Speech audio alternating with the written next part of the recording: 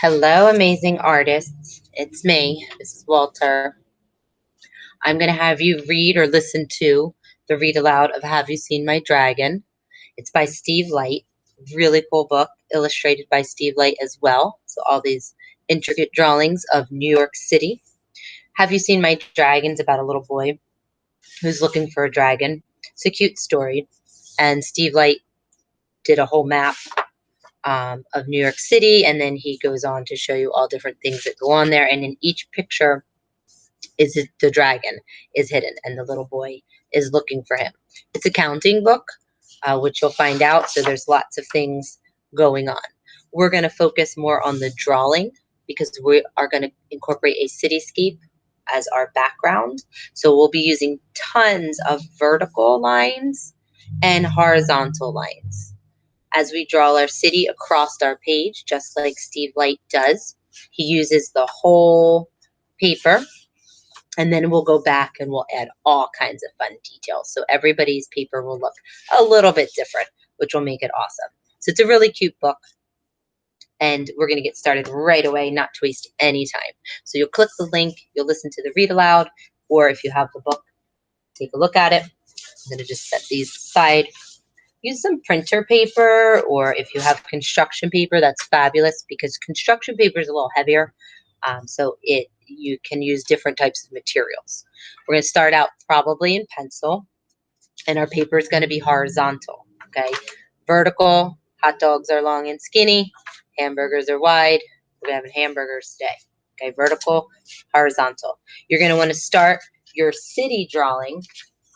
Okay, again, we're going to do a lot of horizontal lines, lots of vertical lines, and then go back and add a bunch of details. So today we'll probably get most of the city part done, and then when I see you again, we can work on the dragon and finishing details. So I'll hold my paper horizontal. I'll draw a line across the bottom. That's probably the sidewalk or the street or both. I'm pressing pretty hard because I want you to be able to see it. As you know, a lot of times I draw using a Sharpie marker. I'm not sure if I have one right here. You can use Sharpie. The problem is with Sharpie, though, is if you mess up on it, you're kind of stuck. So you're going to have to be really creative to fix it. And that's part of being an artist. It's just being creative and fixing things. So right now the camera's picking up the pencil. So I'm going to stick with that. So I have it. I'm going to go from one edge of the page to the other, just like Steve Light did. He doesn't leave really any gaps in his drawings. He fills the page. So we know in the city, buildings are tall, skyscrapers. So I'm going to come out from the side, horizontal line, and down. They're not going to be perfectly straight, and that's fine. If we wanted them perfectly straight, we would use a ruler or some type of straight edge. So I'm just kind of making some short ones, some long ones. To make it overlap, I might come out from the middle. I don't want to draw through my building because the buildings are not glass. They're not see-through. Go up even higher. Some buildings could be tall and thin. Other buildings could be wider. You have hotels and businesses and apartments and stores and just tons of things going on in the city. So we're going to just have a lot of fun. It's basically just a ton of rectangles going on. I'm going to make a short one over here like I did in one of my other drawings. I'll show you just a minute. And these buildings are just kind of coming out from one another, hiding behind each other. And I'm going pretty tall, but notice I didn't go all the way to the top. We're going to leave some room for some of those really fun details that we're going to add.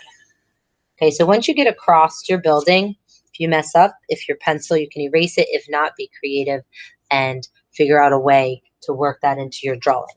Okay, from here, of course, you're going to want to add things like doors, possibly the sidewalk, which is one thing I did on here. This paper, I just added a couple more horizontal lines, some diagonal lines to mimic the sidewalk.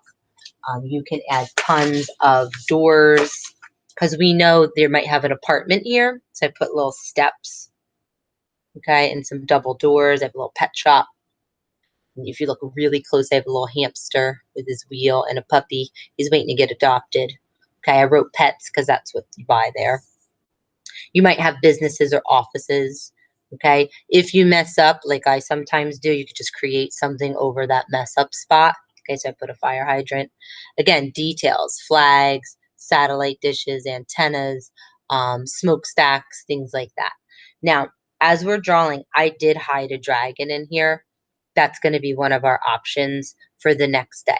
But for today, you can just hang out and draw all of your details. And that should take a while because you want to think about the gazillion windows and doors and everything that you would see. So if I flip to some of these pages, um, you can see all the windows and doors and things like that.